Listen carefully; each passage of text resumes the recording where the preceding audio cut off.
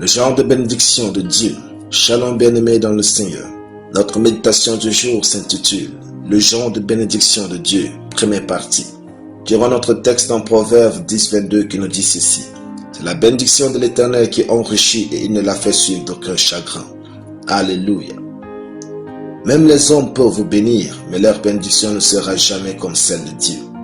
Même le diable peut vous bénir en passant par les hommes, mais celle-ci ne sera pas comme celle de Dieu. Un jour, une personne me faisait remarquer que tel autre a été béni et c'est extraordinaire. Quand j'ai aperçu le genre de bénédiction qu'elle me montrait, je lui ai dit, ce n'est pas le genre de bénédiction de Dieu.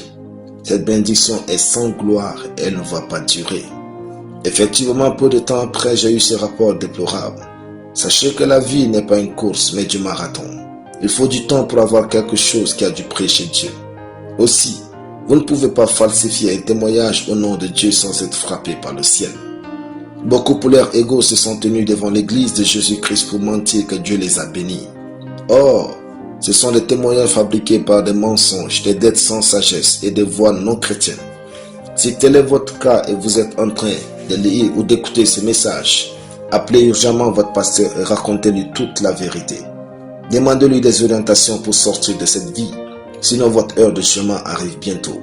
Il est écrit, le pain du mensonge est doux à l'homme, et plus tard sa bouche est remplie de gravier. Proverbe 20-17.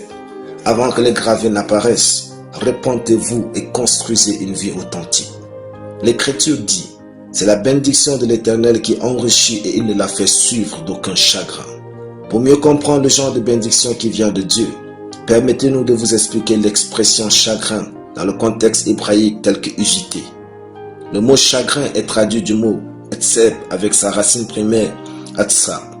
Ces deux derniers sont traduits en français par privation, être dans la peine, déplaire, être affligé, être vexé, être dans la souffrance, travailler dur, faire mal. Quand votre bénédiction ne vient pas de Dieu, vous avez ce que vous avez, mais vous manquez toujours de quelque chose. Vous êtes dans la peine, sans joie. Vous n'êtes pas envieux, vous êtes souvent affligé, vous travaillez beaucoup et vous récoltez peu, et bien d'autres. Alléluia. Prions. Merci Père pour ta parole. Je refuse toute bénédiction qui n'est pas de toi dans ma vie et dans la vie de ma postérité au nom de Jésus. Amen. La lecture biblique en une année, 2 Samuel chapitre 16 à 2 Samuel chapitre 20. Soyez bénis, c'était le pain du ciel.